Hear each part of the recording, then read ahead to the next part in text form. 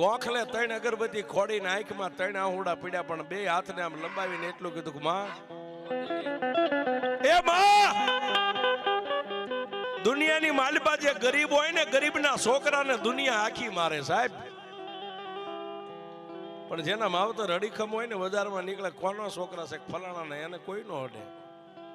માડી કાં તો હું ગરીબ, કાં તો મારો બાપ ગરીબ, ને કાં તો ગોખલામાં બેઠીને તુંય ગરીબ છો.